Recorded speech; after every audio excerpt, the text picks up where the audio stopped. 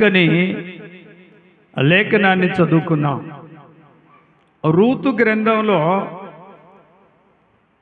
3వ అధ్యాయము 11వ వచనంలో మీరు చదివితే అక్కడ ఒక చక్కని మాట దేవుడు పరిశుద్ధ ఆత్మ ద్వారా మాట్లాడినట్లుగా మనకు అర్థమవుతా ఉంది. కాబట్టి నా కుమారి, భయపడకము, నీవు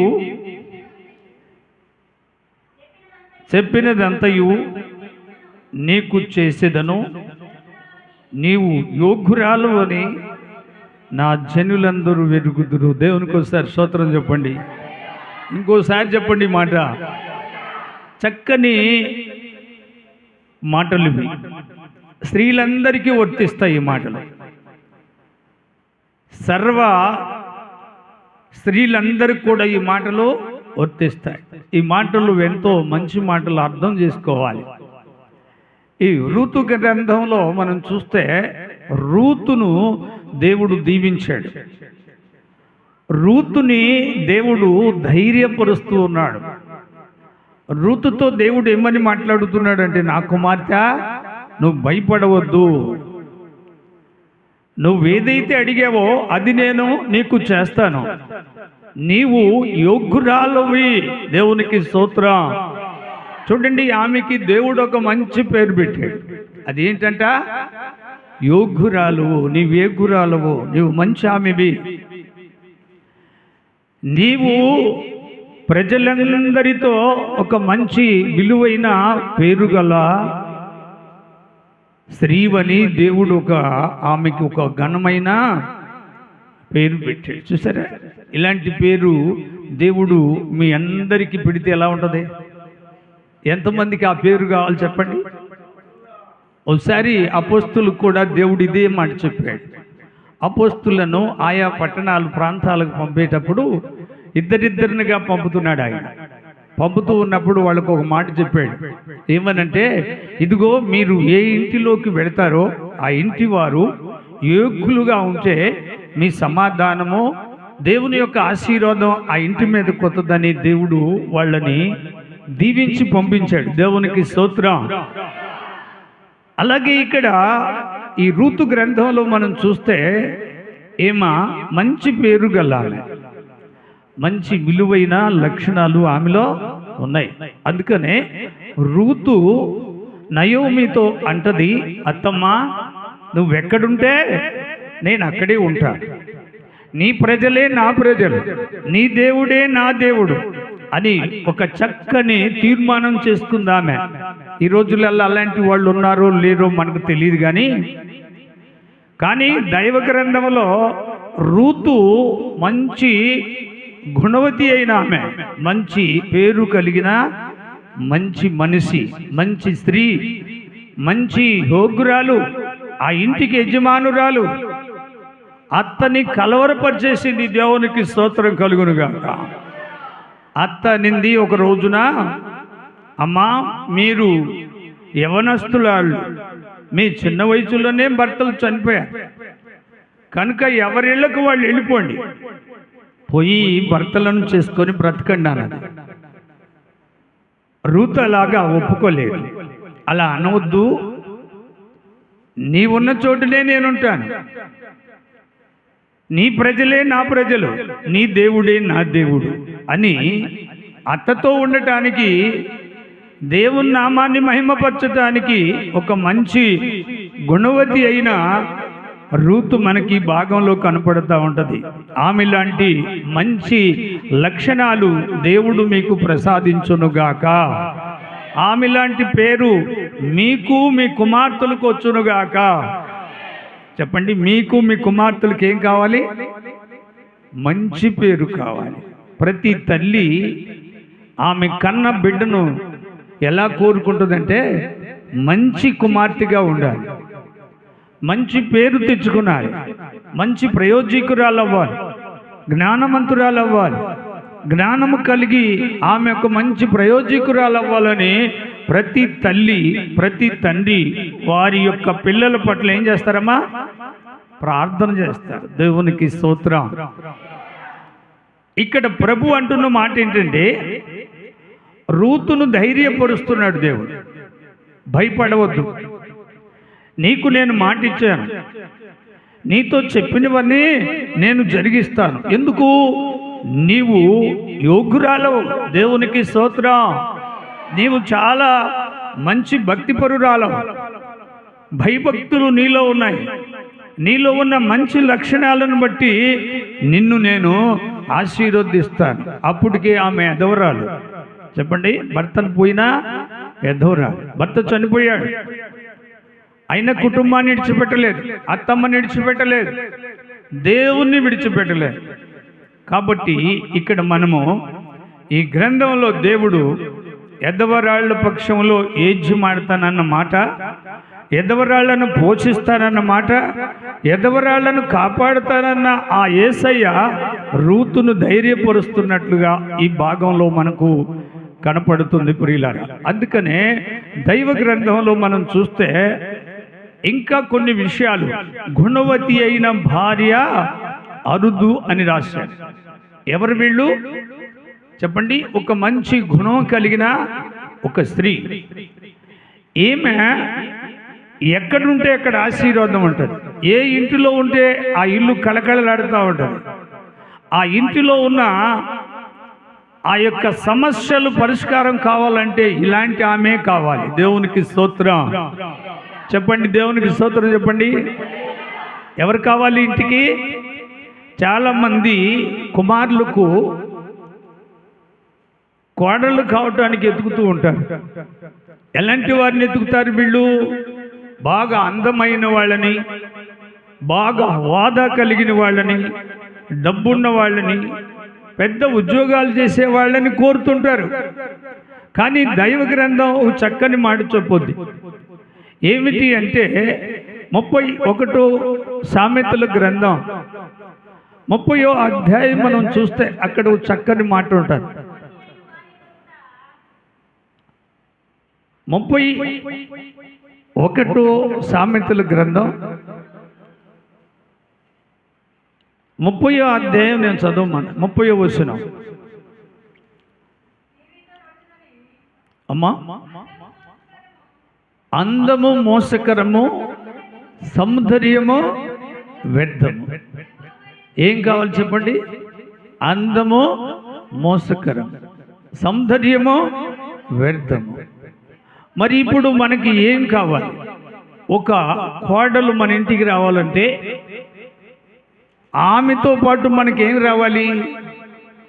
గుణవతి రాలైన కోడలు కావాలి. దేవునికి స్తోత్రం చూద్దాం. మరి మన ఇంటిలో ఉన్న కుమార్తె ఒక ఇంటికి కోడలుగా పోవాలంటే ఏమి ఎలా ఉండాలి? గుణవతి రాలై ఉండాలి. అందుకనే దేవుడు అంటున్నాడు, అందం మోసకరము, సౌందర్యము వ్యర్థము. చూడండి, రూతు అందమైనదే, చాలా చక్కనిది. ఆమెమిటి? రిబకా ఎంత అందమైనది, శారా ఎంత అందమైనది, మొట్టమొదటిగా చేయబడిన అవ్వ ఎంత అందమైనది. వీళ్ళందరూ అందమైన వాళ్ళే. కానీ అందం మోసకరమైనది, సౌందర్యము వ్యర్థము. ఈ రెండు ఎందుకు దేవుడు చెప్పాడు అంటే, గుణవతికి అందం ఉండొచ్చు, గుణవతి హృదయ అంతరంగంలో అందం ఉంది, ఆమె పైకి ఆమె రూపు కూడా అందం ఉంది. ఈ రెండు సమానంగా ఆమెలో పనిచేస్తున్నాయి కనుక ఈమెకి మంచి పేరు యోగ్యురాలు అయిన స్త్రీ అని దేవుడు పెట్టాడు. గుణవతి అయిన స్త్రీ అని పేరు పెట్టాడు, గనురాలైన స్త్రీ అని పేరు పెట్టాడు. ఇవి స్త్రీలకి ఎంత ఆనందం అండి, స్త్రీలకి ఎంత బాగుంటుంది చెప్పండి. స్త్రీలందరూ ఇలాంటి లక్షణాలు కలిగి ఉంటే ఎంత బాగుంటుందో లోకం. దేవునికి స్తోత్రం కలుగునుగాక. లోకం బాగుండాలంటే ముందు స్త్రీలు గనురాలైన వారుగా ఉండాలి, యోగ్యురాలైన వారుగా ఉండాలి, మంచి మనస్సున్న స్త్రీలై ఉండాలి. అందుకని అంటాడు జ్ఞానము కలిగి ఉండాలి అని. దేవునికి స్తోత్రం. ఏం కలిగి ఉండాలి చెప్పండి? జ్ఞానం. ఈ జ్ఞానము యేసు ప్రభువే. ఈ జ్ఞానం నీలో ఉంటే యేసయ్య నీలో ఉన్నట్టు. యేసే మనకు జ్ఞానం. కనుక ప్రియమైన దేవుని బిడ్డలారా, దైవ గ్రంథము చాలా శ్రేష్టమైనది, విలువైనది. ఈ గ్రంథాన్ని మనం ఎప్పుడు కూడా ధ్యానిస్తూ ఉండాలి. అయితే ప్రభు అయిన దేవుడు మనకిక్కడ ఆయన చెప్పే ప్రతి మాటను మనం ధ్యానిస్తున్నట్లయితే, సామెతల గ్రంథంలో మనము 19వ అధ్యాయము 17వ వచనంలో మనం చూసినప్పుడు అక్కడ ఒక మంచి మాట ఉంటుంది.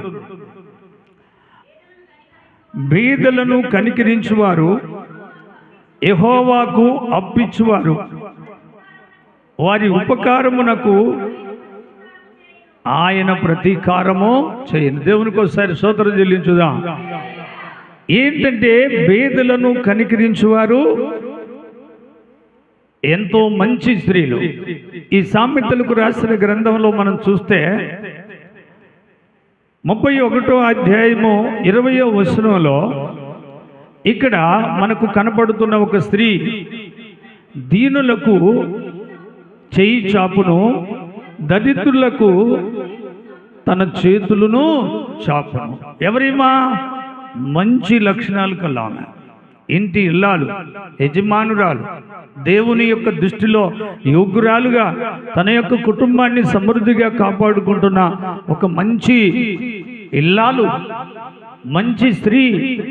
ఏమని దేవుడు గౌరవిస్తున్నాడు, ఏమని దేవుడు దీవించాడు, ఏమని ధనిరాలుగా చేస్తున్నాడు. ఏ ఇంటిలో అడుగు పెడుతుందో ఆ ఇల్లు ఆశీర్వదించబడుతుంది. ఎక్కడుంటుందో అక్కడ ఆశీర్వాదాలతో వర్ధిల్లుతూ ఉంటుంది. దేవునికి స్తోత్రం. అందుకే మరియమ్మ గారికి మంచి పేరుంది, ఎలిజబెత్తుకు మంచి పేరుంది. ఇంకా మనం చూస్తే స్త్రీలలో రిబ్కా, శారా, ఇలాగా దైవ గ్రంథంలో ఎంతో మంది విలువైన స్త్రీలు ఉన్నారు. వీళ్ళందరినీ దేవుడు సమృద్ధిగా దీవిస్తున్నాడు. దేవునికి ఒకసారి స్తోత్రం చెల్లించుదాం. మరోసారి దేవుని స్తోత్రం చెల్లించుదాం. ఎందుకంటే లోకంలో స్త్రీలు ఇలాంటి లక్షణాలు కలిగి ఉంటే ఎక్కడ కూడా ఏ సమస్య రాకుండా ఆ కుటుంబాలు దేవుని యొక్క కాపుదలతో వర్ధిల్లుతూ ఉంటాయి, దేవుని దీవెనలతో వర్ధిల్లుతూ ఉంటాయి. దేవుని యొక్క మంచిని వారు కలిగి ఉంటారు కాబట్టి ఆ ఇల్లు కళకళలాడుతూ ఉంటుంది. వారి పిల్లలు ఒలివ మొక్కల వలె వర్ధిల్లుతూ ఉంటారు. వారి యొక్క కుటుంబాల్లో శాంతి, సమాధానం, నెమ్మది, ఆరోగ్యం అన్నీ కూడా దేవుడు ప్రసాదిస్తాడు. ఇక లోటే ఉండదు ప్రియులారా. ఎందుకంటే అలాంటి యోగ్యమైన స్త్రీలు కావాలి, గుణవతి అయిన స్త్రీలు కావాలి, మంచి స్త్రీలు కావాలి. చాలామందికి మరి డబ్బు అవసరం, అందం అవసరం, ఐశ్వర్యం అవసరం, ఇంకా మంచి ఉద్యోగాలు అవసరం. ఎక్కడైనా ఒక మంచి కుటుంబంలో మనం అయ్యా నీకు ఎలాంటి కోడలు కావాలి, ఎలాంటి అల్లుడు కావాలంటే బాగా అందంగా, పొడుగ్గా, చక్కని జుట్టుతో అందరూ మెచ్చుకునేటట్టు కావాలంట. ఎక్కడైనా చూడండి, గుణవతి అయిన కోడలు కావాలనే అత్తలు, మామలు ఉన్నారా? ఉంటే వాళ్ళు చాలా మంచి వాళ్ళు. దేవునికి స్తోత్రం. అలాంటి వారి ఆశలు నెరవేరుస్తాడు. ఆ ఇంటికి మంచి కోడల్నే పంపుతాడు, మంచి అల్లుడినే పంపుతాడు. మీరేం కోరుకుంటారు అంటే అందం చూడొద్దు, సౌందర్యము చూడొద్దు. ఏం చూడాలి అంటే ఆమెలో ఉన్న దైవభక్తిని చూడాలి, ఆమెలో ఉన్న మంచి గుణగణాలను మీరు పరిశోధించాలి. అవి మీకు అర్థమైపోతాయి. ఒకసారి గనురాలైన స్త్రీ ఎలీషాని భక్తిలో ఆయనలో ఉన్న భక్తిని తెలుసుకుందామే. అలాంటి స్త్రీలు మీ ఇంటికి వస్తే మీ ఇల్లు ఆశీర్వదించబడుతుంది, మీ కుటుంబంలో శాంతి వర్ధిల్లుద్ది, కుటుంబం ఫలించుద్ది, మీరు బాగా దీవించబడతారు. దేవునికి స్తోత్రం. అర్థమైందా? ఇక్కడి నుంచి మన పిల్లలు గుణవతులుగా ఉంటే, జ్ఞానం కలిగిన పిల్లలుగా ఉంటే తప్పక వాళ్ళకున్న మంచి లక్షణాలే వాళ్ళ ఆస్తి, వాళ్ళకున్న మంచి లక్షణాలే వాళ్ళను కాపాడుతూ ఉంటాయి, వాళ్ళను గౌరవిస్తూ ఉంటాయి. వాళ్ళు అంచెలంచెలుగా ఎదగాలంటే ఏం కావాలండి? వారిలో ఉన్న మంచి పేరు, వాళ్ళకొక మంచి ఆస్తి. దేవునికి స్తోత్రం. మరికొందరు గయ్యాలు స్త్రీలు ఉంటారు, మరికొందరు అనుమానించే పురుషులు ఉంటారు. కొందరు కుటుంబాల్లో కొన్ని సమస్యలు ఎక్కువైపోతూ ఉంటాయి. కారణం ఏంటంటే అక్కడ దేవునికి తగినట్టుగా, దేవుని వాక్యానుసారంగా మంచి లేదు కనుకనే అక్కడ చెడు ఎక్కువైపోతూ ఉంటుంది. మంచిని అణిసివేయాలంటే, చెడును అణిసివేయాలంటే మంచి కావాలి. దేవునికి స్తోత్రం. హల్లెలూయా. గమనిస్తున్నారా? ఇప్పుడు మనము మంచి చేస్తూ ఉన్నప్పుడు ఆ మంచి మన పక్షంలో మనకు సహాయపడుతూ ఉంటుంది, మనల్ని గౌరవిస్తూ ఉంటుంది, మనకు మంచి పేరు తీసుకొస్తూ ఉంటుంది. ఇప్పుడు బైబిల్ గ్రంథంలో మంచి పేరు కలిగిన అబ్రహామును చూడండి, మంచి పేరున్న ఇసాకును చూడండి, యాకోబును చూడండి. దేవుడు ఎందుకు వీళ్ళ పక్షంలో ఎంత అబ్రహాము దేవుడు, ఇసాకు దేవుడు, యాకోబు దేవుడని ఎందుకు అంత బిరుదు వాళ్ళకు వచ్చిందంటే వాళ్ళల్లో ఉన్న మంచి లక్షణాలను బట్టి దేవుడు వాళ్ళని దీవించాడు. దేవునికి ఒకసారి స్తోత్రం చెల్లించుదా. అందుకని బైబిల్ అంటాడు, నమ్మకమైన భర్త అయితే ఆయన చేసే కష్టార్జితాల్లో కొద్దువు లేకుండా మేలు కలుగుతుంటుంది. గుణవతి అయిన భార్య ఉంది, నమ్మకస్తుడైన భర్త ఉన్నారు.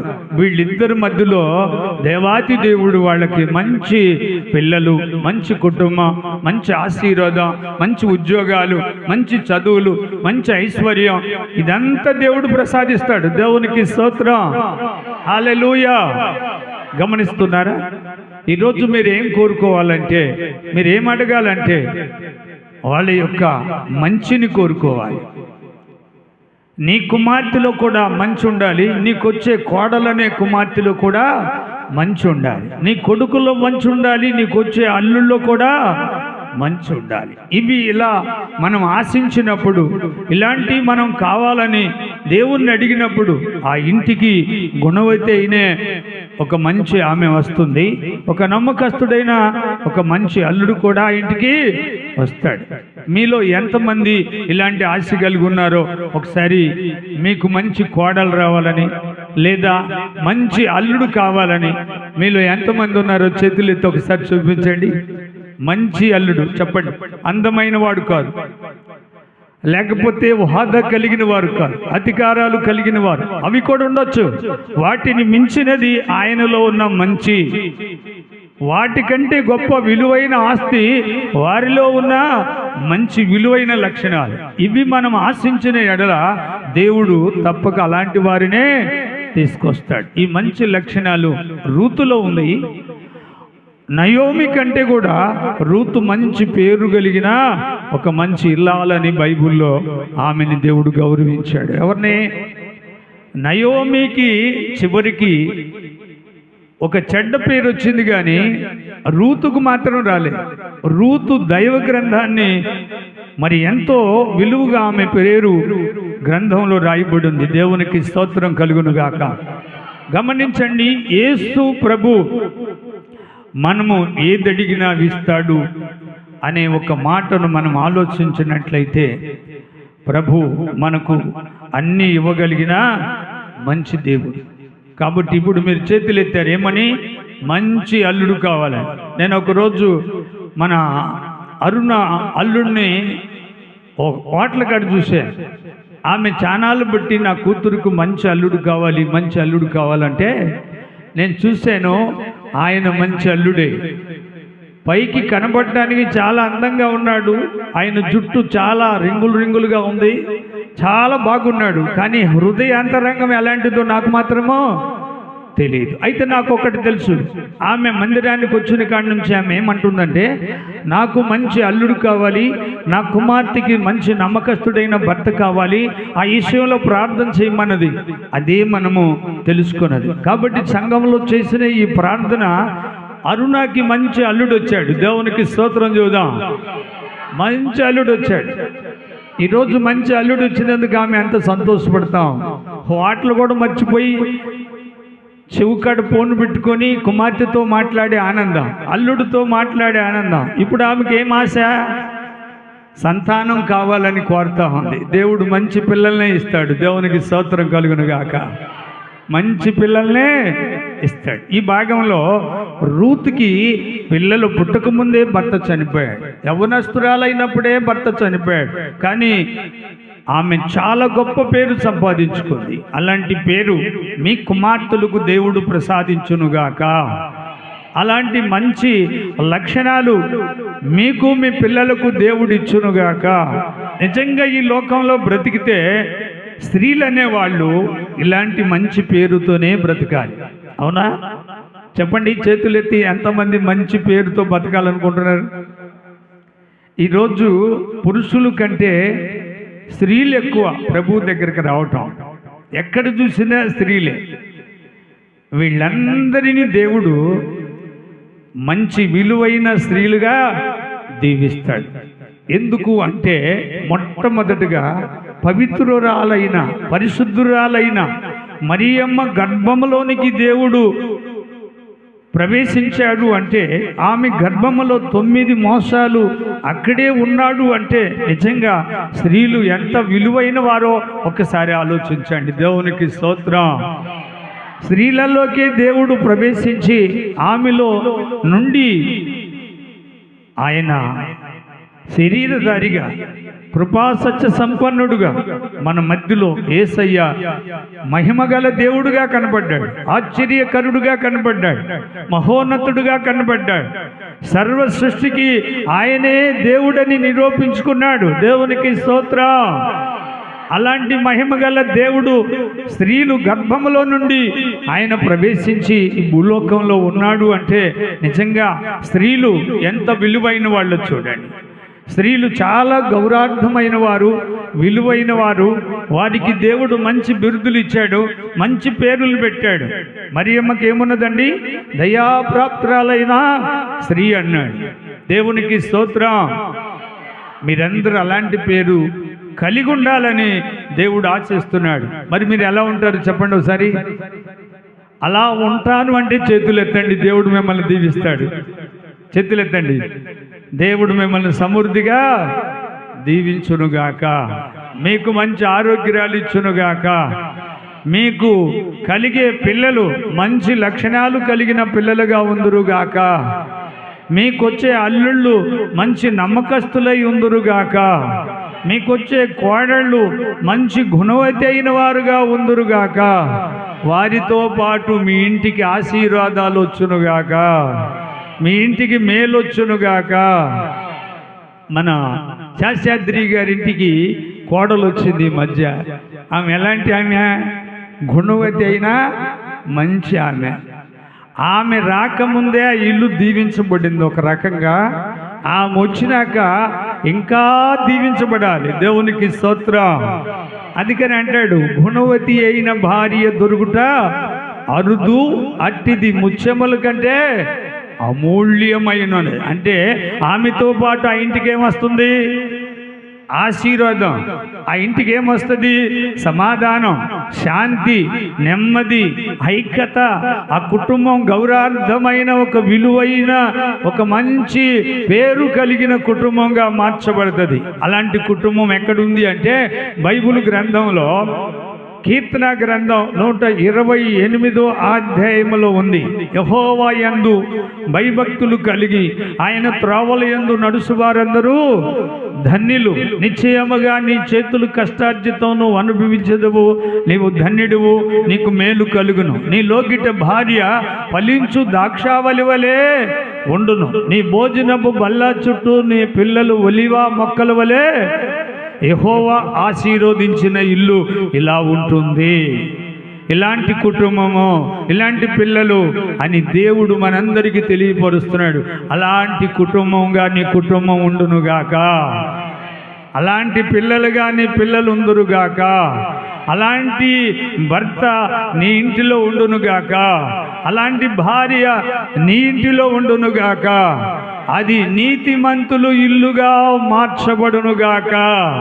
గట్టిగా చప్పలు కొట్టండి. మీ ఇల్లు కలకలలాడుతూ ఉండాలి. సర్వమానవాళ్ళ ఇల్లు దీవించబడాలి. సర్వలోకములో ఉన్న ప్రతి ఇల్లు చక్కగా కట్టబడాలి, చక్కగా దీవించబడాలి. భార్య భర్తలు చక్కగా ఐక్యత కలిగి ఆ కుటుంబానికి యజమానురాలుగా ఉండాలని దేవుడు కోరుకుంటున్నాడు. దేవునికి స్తోత్రం. హల్లెలూయా. ఎలా ఉండాలి మీ కుటుంబాలు చెప్పండి? తగాదలాడుకుంటున్నా, కోర్టుకు వెళుతున్నా, పెద్ద మనుషుల దగ్గరికి వెళ్ళి చెప్పుకోవటాలా, ఇవి ఇలా ఉండకూడదు. అందుకనే ప్రభు అంటాడు, జ్ఞానమంతురాలు తన ఇల్లును కట్టును. జ్ఞానము గల కుమారుడు తల్లిని తండ్రిని సంతోషపెట్టును. ప్రియ సోదరి సోదరుడా, ఈ భూలోకంలో మన ఇల్లు ఇలా ఉండాలి, మన కుటుంబాలు ఇలా ఉండాలి, మనం ఇలా దీవించబడాలి. మనకి మేలు జరగాలి అంటే ఆ ఇంటి యజమానుడు వాళ్ళిద్దరూ దేవుని యందు భయభక్తులు గలవారైతే వారి కుటుంబాలను సమృద్ధిగా దేవుడు దీవిస్తాడు. ఇలాంటి ఆశీర్వాదం మీ అందరికీ దేవుడు ప్రసాదించునుగాక. చేతులెత్తి చెప్పండి, దేవుడు మిమ్మల్ని దీవించునుగాక. మీ కుటుంబాలు చక్కగా దీవించబడునుగాక. మీ ఇళ్లలో మంచి ఉద్యోగాలు చేసే పిల్లలు ఉందురుగాక. మంచి ధన్యులుగా ఉందురుగాక. మీ కుటుంబాలు ఈ రోజు నుంచి వర్ధిల్లునుగాక. సర్వమానవాళ్ళ కుటుంబాలు దీవించబడునుగాక. ఇంకొక మాట కూడా చెప్తాను, గయ్యాలు స్త్రీలుంటే 6 కూడా మంచి జ్ఞానవంతులు అవుదురుగాక. మీ కుటుంబాల్లో ఏదైనా నష్టాలుంటే వాటిని దేవుడు ఈ రోజు నుంచి తొలగించునుగాక. మీ ఇంటికి మంచి గుణవతి అయిన కోడలు వచ్చునుగాక. మంచి నమ్మకస్తుడైన అల్లుడు వచ్చునుగాక. పని కోడళ్ళ గురించి అడిగామే, మరి అల్లుళ్ళ గురించి? అల్లుళ్ళు ఎలాంటి వాళ్ళు కావాలి ఏమండి? అత్తని తల్లిగా చూసేవాళ్ళు కావాలి. మామయ్యని తండ్రిగా భావించే అల్లుడు కావాలి. ఇలాంటి అల్లుడు ఏ ఇంటిలో ఉంటాడో, ఇలాంటి కుమార్తె కోడలుగా ఏ ఇంట్లో ఉంటుందో ఆ ఇల్లు కళకళలాడుతూ ఉంటుంది. ఆ ఇల్లు దేవుడు ఆశీర్వదిస్తూ ఉంటాడు. ఆ ఇంటికి సమస్య రానివ్వడు, ఆ ఇంటికి కీడు రానివ్వడు. ఆ ఇంటిలో అప్పు చేసేవాళ్ళు లేరు, తగాద పెట్టేవాళ్ళు లేరు, సమస్యలు తీసుకొచ్చేవాళ్ళు లేరు. ఆ ఇంటి వారందరూ దేవునికి లోబడేవాళ్ళు, దేవుని యందు భయభక్తులు గలవారు, దేవుని మార్గంలో చక్కగా నడిచేవారు, భార్య భర్తల మధ్యలో మంచి సంభాషణ కలిగి ఉండేవారు, పిల్లలను దగ్గరికి తీసుకొని వాళ్ళకి మంచి జ్ఞానమైన మాటలు చెప్పుకునే ఇల్లు, వాళ్ళని జ్ఞానంగా నడిపించే ఇల్లు. ఆ ఇల్లు మంచి ఇల్లు, అది దేవుడుండే ఇల్లు. దేవునికి స్తోత్రం. గయ్యాలింట్లోకి వచ్చి దేవుడు వాళ్ళని సమాధానపరుస్తాడా చెప్పండి? గయ్యాలు భార్య ఉంది కదా, ఆమె దగ్గరకు వచ్చి దేవుడు ఆమెను ఓదార్స్తాడా? ఆమెని ఓదార్చలేడు. ఎందుకంటే ఆమె లక్షణాలు అవి. అందుకని గయ్యాల భార్యతో సంసారం చేసే యజమానుడు ఎలా ఉండాలంటే ప్రార్థనాపరుడుగా ఉండాలి, తగ్గించుకునేవాడు కావాలి, కుటుంబం కొరకు ప్రార్థించేవాడు కావాలి, పశ్చాత్తాపడేవాడు కావాలి. ఇలాంటి భర్త ఆ గయ్యాలు భార్యని వేలగలుగుతాడు, కానీ ఇంకా ఎవరు కూడా వేలలేరు. ప్రియులారా, కొందరుంటారు భర్తలు నమ్మకం వాళ్ళకి ఎప్పుడు చూసినా అనుమానాలు. ఎక్కడికన్నా వెళ్ళి మాట్లాడుతుంటే అనుమానం, ఎవరితోనన్నా మాట్లాడుతుంటే అనుమానం. ఈ భర్త ఆ భార్యని మరి ఎంత మాత్రం వెళ్ళలేడు.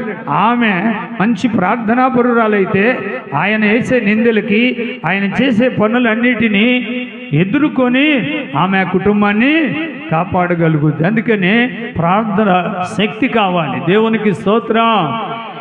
జ్ఞానము కలిగి ప్రార్థించేవారు కావాలి. కుటుంబాన్ని కాపాడుకొని, పిల్లలను కాపాడుకొని, ఈ యొక్క లోకం అనే ఈ సమాజంలో, ఈ ప్రజల మధ్యలో మనం ఒక విలువైన దేవుని బిడ్డలుగా ఉండాలి అంటే మనలోనికి మంచి లక్షణాలు ఈరోజే దేవుడు ప్రసాదించాలి. ఈరోజే మన హృదయ అంతరంగంలో మంచి మార్పు రావాలి. నీ మాటలలో మంచి మార్పు రావాలి, నీ చూపులో మంచి మార్పు రావాలి, నీ స్నేహాల్లో మార్పు రావాలి. నువ్వు ఎక్కడున్నా దేవుని యొక్క వాక్యానుసారమైన జీవితమో కలిగి ఉండాలి. ఇలా నువ్వు కలిగి ఉంటే దేవుడు నిన్ను సమృద్ధిగా దీవిస్తాడు. ఒకసారి మీరందరూ పైకి లేచి నిలబడితే ప్రభు అయిన దేవునికి ప్రార్థన చేసుకునే ముందు ఒక